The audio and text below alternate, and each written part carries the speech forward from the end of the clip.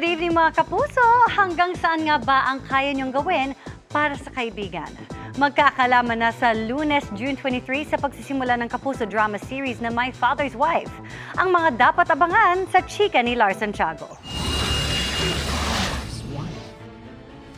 Pagrampa pa lang sa red carpet ni Gabi Concepcion, Kylie Padilla, Kaizel Kinochi, Jack Roberto, Snooki Serna at iba pang cast ng My Father's Wife sa idinaos na media day, hindi na maitago ang kanilang excitement.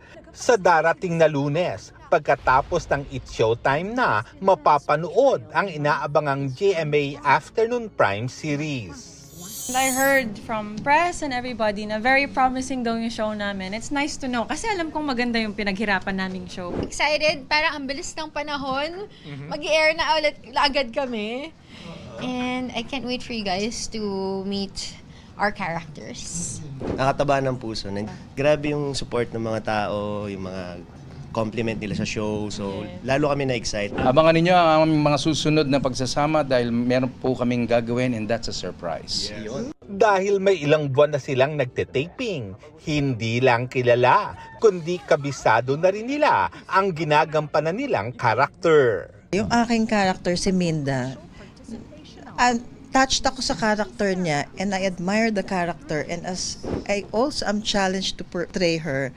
Iikot ang kwento sa childhood best friends na sina Gina at Betsy.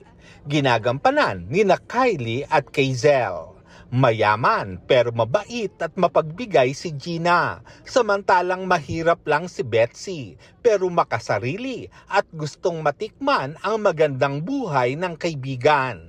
Nang lumaki sila, nagawa ni Betsy na mapakasalan ang biyudong ama ni Gina na si Manuel, ang karakter ni Gabi Concepcion.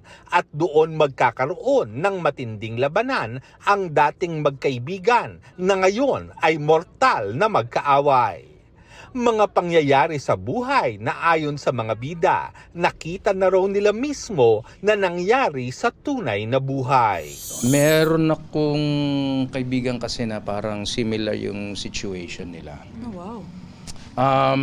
Nung tragic nangyari yung kay Snooki, Minda, yung nag-alaga sa kanya, talagang nagkatuluyan sila. Lars Santiago, updated sa showbiz happening.